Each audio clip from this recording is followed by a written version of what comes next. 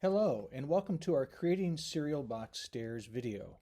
This video is intended to be accompanied by the Cereal Box Stairs PowerPoint presentation, which has additional details that you may need to be successful. I would print out slide number 3 just so that you can make sure that you're following along with the things that we need to do. And that way we're able to assemble our toolbox of all of the things that we need for this project. In order to help me, I actually made a check-off list so that I was able to check off one after the other the different pieces of the project. You'll note that our first thing that we should do is make some go juice. So, of course, make your go juice. Go juice completed. The next thing we should do is prepare our work surface. I used the kitchen table for my project, and I put on top of the kitchen table something called Homosote. It's like a bulletin board material, and I knew that I would need some extra assistance in order to get this project done successfully. Checkbox number 2 done. The next thing that we need to do is get a cereal box. I decided to get lucky. The next set of things that we have to do, of course, is gather our tools. So here's all of the tools that you'll need to be successful with this project. And again, each of these are explained more fully on the PowerPoint presentation. And now we're ready to prepare our work area. Notice that I have organized my work area so that certain items are in certain areas, easier to find, and everything stays organized. So now we have all 10 items of our list complete. So at this point, we're probably ready to build some stairs. If you print out PowerPoint slide number 35, it'll show you the dimensions of the stair project. We need stairs that are 3 feet wide, 1 foot deep, and with an 8-inch rise between the steps for a total of 5 stairs. This will get us up to a platform of 48 inches. I've included a timer as part of this video for the student so that you have a sense of how long each section will take. Our first step, of course, is we need to flatten the cereal box. Make sure that when you begin the project that you're using the 1/2-inch scale on your architect's scale rule.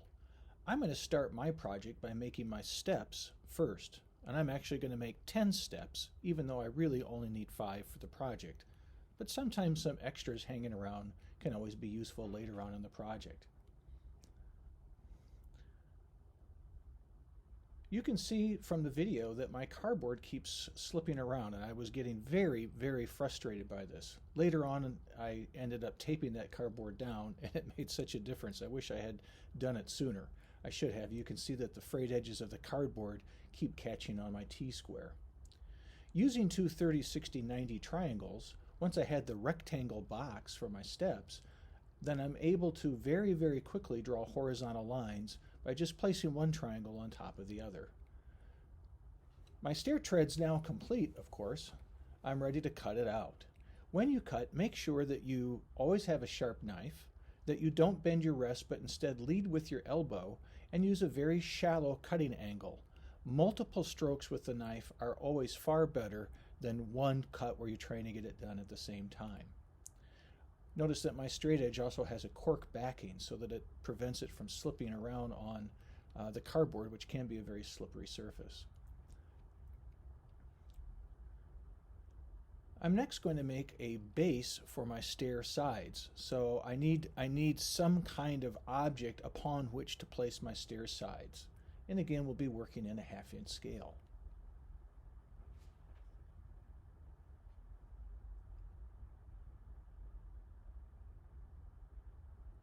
I guess I got lucky. At this point, we've spent 10 minutes at this part of our project, and now I'm ready to start working on my stair sides. It's very important that you understand how to find the 8-inch mark on your architect's scale rule, and by taping down my cardboard, the project has suddenly become so much more easy for me. You can find the 1-inch marks on your architect's scale rule by looking at the small tick marks to the right of the 0. The smallest ones are a 1/2-inch, and the next sizes are 1 inch. Finding the 2 medium marks past the 6-inch mark will allow you to identify the 8-inch mark on the scale rule so that you can mark out the rise of your stairs on your stair sides. If I lay out mine correctly, I should be able to just cut this object out one time, and I will have a mirror image of two sets of 5 stairs. Huh, something went wrong. One of my sides only has 4 steps. It's always good to see the teacher make mistakes. So I'll have to make another side with 5 steps this time. Now I've got it. Well, now that I've successfully completed 3 stair sides, 2 of them of which are correct, I'm ready to begin gluing my project together. I always like to clear my work area so that I can make sure that nothing is in the way as I begin the process. I'm starting with the SIG canopy glue just because it dries much more quickly and you can see how it works and how fast you can assemble something together. But I'll switch to the Aleene's tacky glue for my stair treads just so that you, the student, understand that that is also an excellent glue and will work just as well. The advantage to you is that it's easy to find.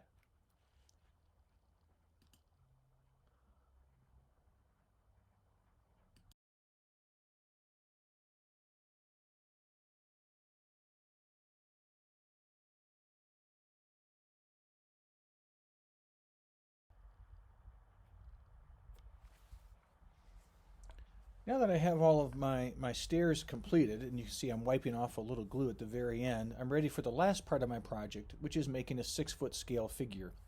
When we're doing model making, no matter what it is, whether it's a full set or even a set of these stairs, it's very useful to have a 6-foot tall human figure alongside the model so that we have a sense of scale. Otherwise, we're not really sure how big those stairs are, or what scale that they've been made in. So the last part of our project is going to be to just cut out a 6-foot tall human figure and glue it to a little base. I'm going to use one of my extra stair treads for this one, and that will be the end of this project.